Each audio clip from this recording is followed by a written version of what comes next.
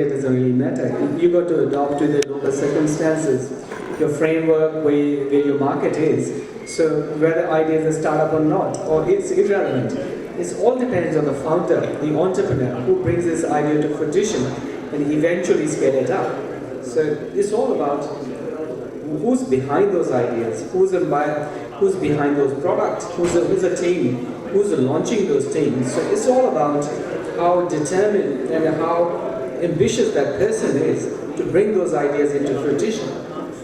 Thank you. So Mr. Aditya, I have a question on something which is related to like the mindset of the Indian investors. Since companies are getting educated, so do investors are getting educated.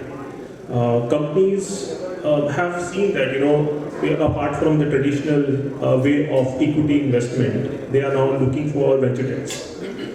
The only reason what has been seen is obviously they want to have the capital, the growth capital without liquidating more. How do you see that trend coming in India at a larger scale? Fantastic. I'll also try to give you a short description on Babson College. Shameless plug. And so we founded in 1918 in Wellesley, Massachusetts. We've been number one in entrepreneurship for 35 years.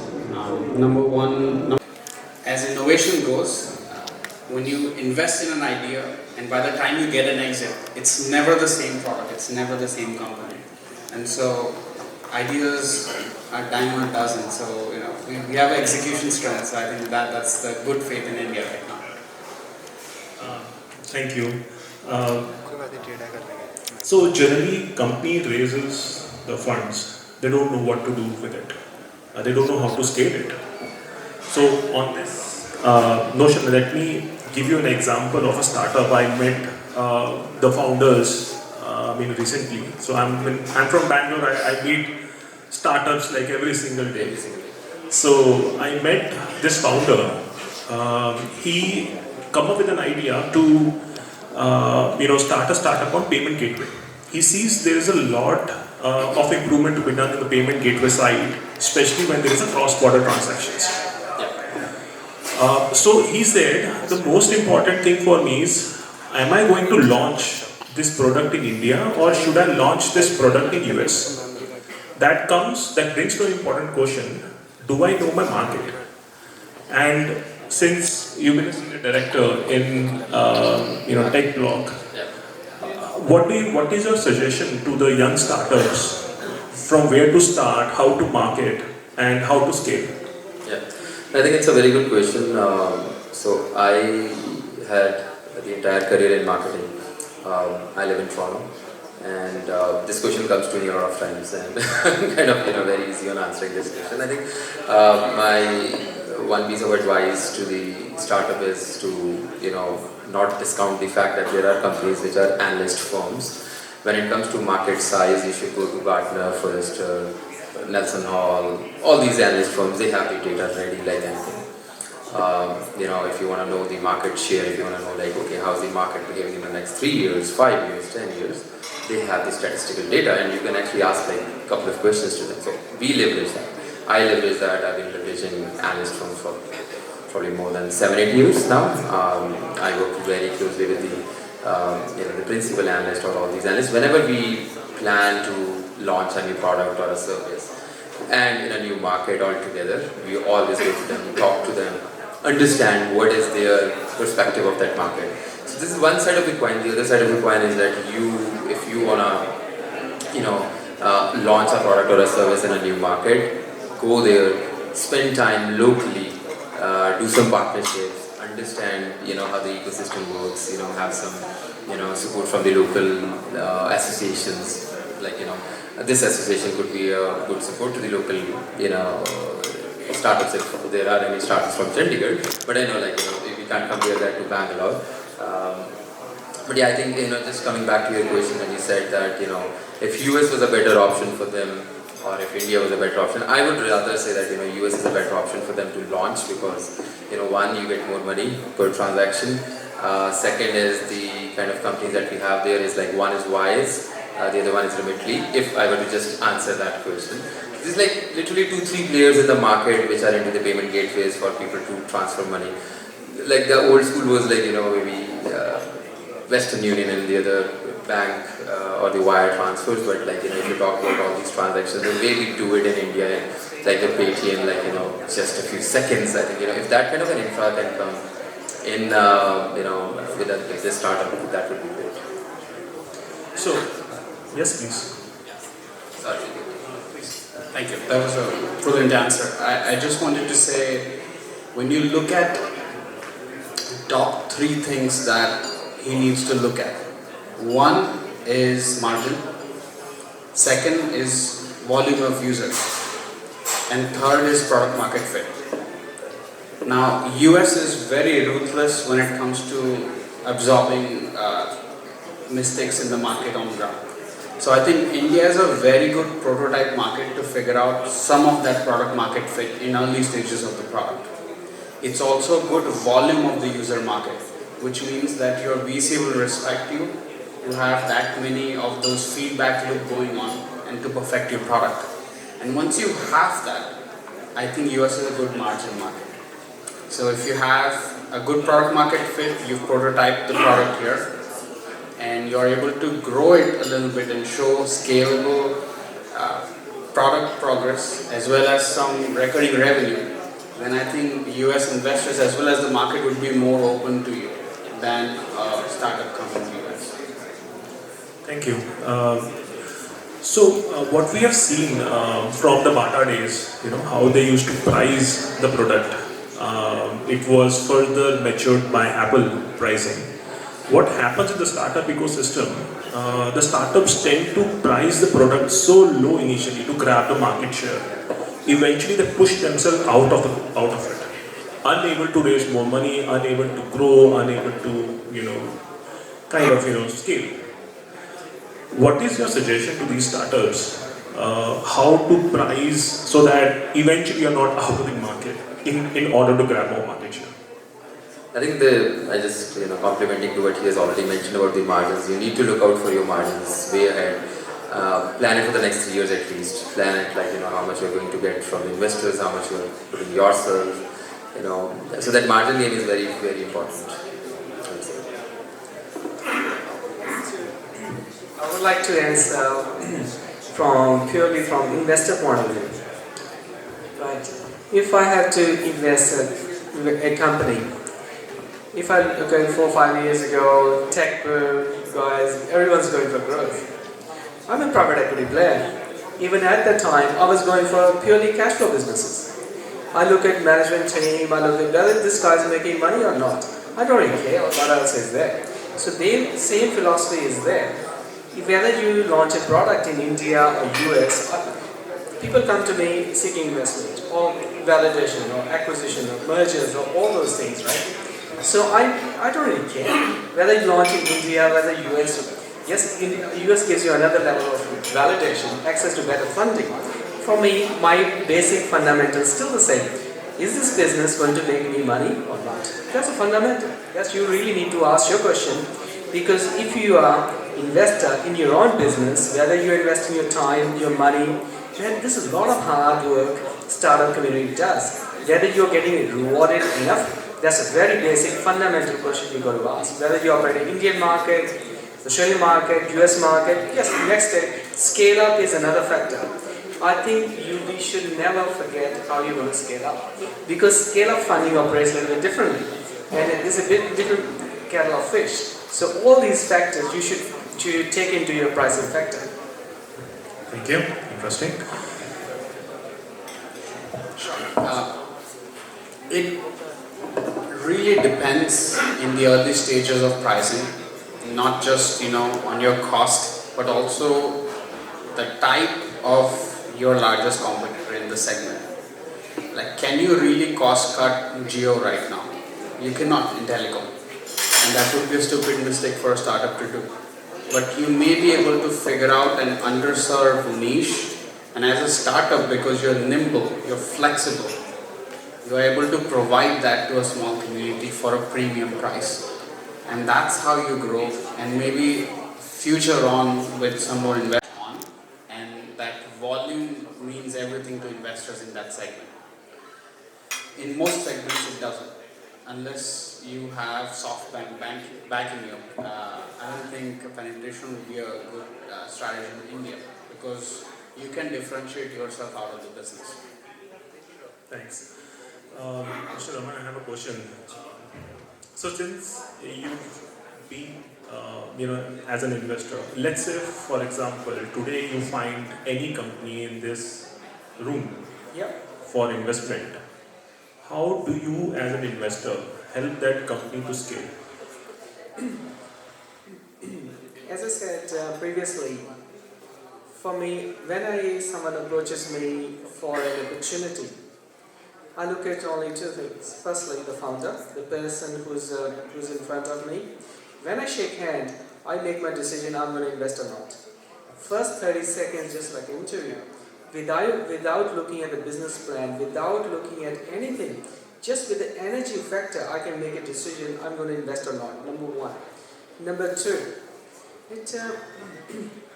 of course, then comes a product. Product is number second.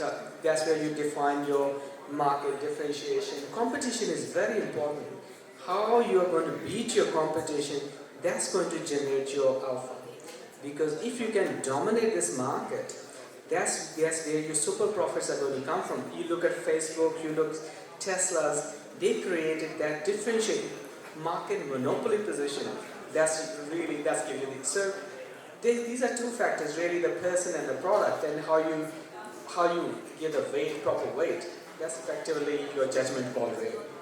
And my question in addition to this is, can you help the company strategically to grow? For instance, finding good M&A deals for them, etc. Absolutely. We do not make any financial investments. We always look for strategic investment. The difference between financial investment and strategic investment is this. In financial, you put your money in the stock and wait for returns to occur. Whether it happens or it's someone else in hand. Strategic investment, you work with the founders, you work with the management team to grow the business, to add value to your capability through your networks, and you bring all those networks into that value proposition. That's where you create additional value. That's how you effectively generate you increase your own value on investment. That's effectively, in all 100% of my investments, that's how I have done. Thank you. Mr. Aditya, just in case any investor comes to you and asks you a question, okay, I am willing to invest as an HNI in a startup, what will be one risk that you would like to highlight to him? Or what, let's say for example, any HNI comes to you and asks you that, I would like to invest in a startup. I understand this startup could be seed funded, Series A, Series B. What risk you would like to highlight to that HNI? Or high net worth individual?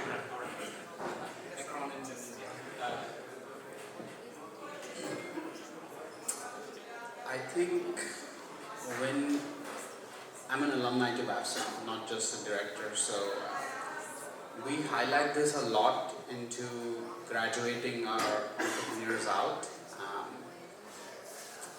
Is we ask them to communicate wins as well as losses to the investor consistently. This builds trust. And at times, to Ramanji's point, majority of the people, today at least, are not looking into startup as just 1 to 10, 10 to 100. I think they are already out of the market at this moment. And so for strategic investor like that, to see losses is kind of more exciting at times, because you see a challenge you can solve and you see a problem that you might be able to help. And so I think if you are thinking of a single source high net worth individual, you also need to ensure you ask your co-founding team and founding team and your employees about it in your short team, because he's also going to impact your decision making. This is not just when you have a single source of investment from any particular person. I think the single biggest risk disclosing and absorbing is to ensure you have clear terms on term sheets as well as the legal agreements around keeping the vetoes aside, ensuring that the decision making doesn't get affected unless you really have someone strategically investing who has been in the sector and can actually impact your brand positively by just association. Then it's a different factor, but I would say you should be very upfront on what the decision-making risk would be here. All startups come with that risk, but a single source investment, we usually recommend not to do that because that really changes how you make decisions after that, because you are not a two co-funding company anymore. There's a third member who has a lot more power than you do now. Thanks a lot. I think now we can open for Q&A if anyone has any questions. Yes, please.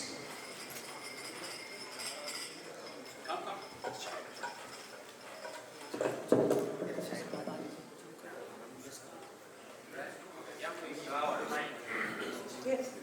You can come here.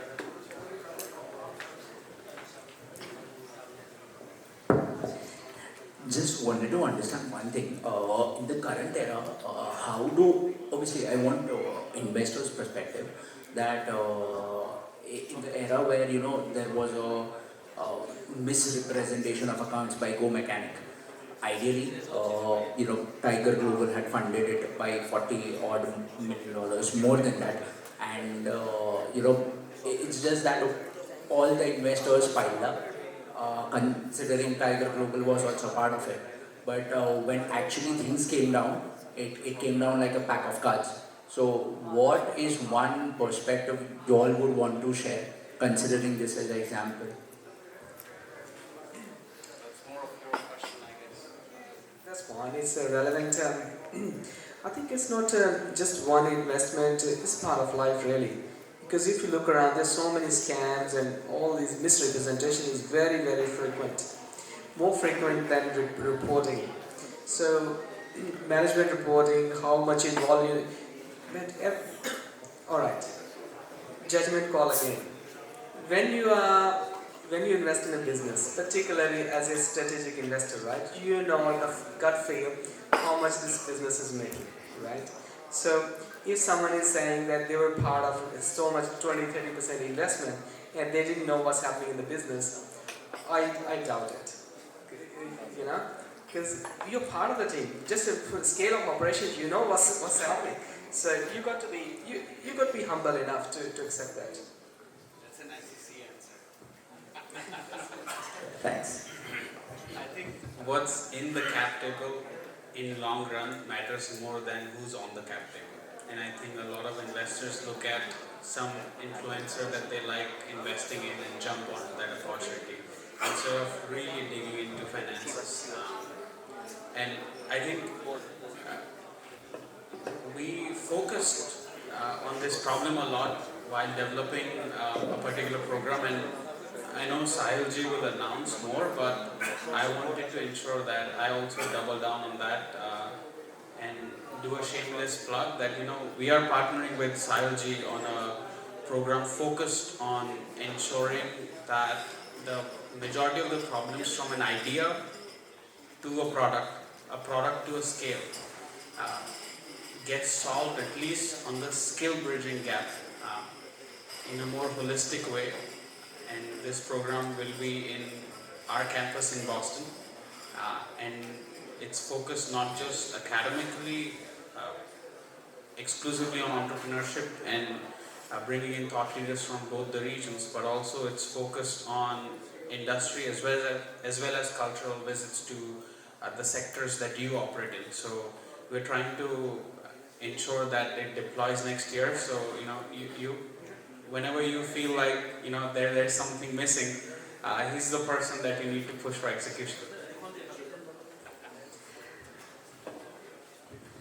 So we've been taking delegations earlier also to Australia also. I think the 3 years it's been around, 4th year this year also. And so Babson also, we are planning to take 30 people having a course on entrepreneurship for 5 days. And we partnered them, we have signed MOU also, and we are working on it. So if anyone is interested to go, then they can definitely contact us. So, thank you.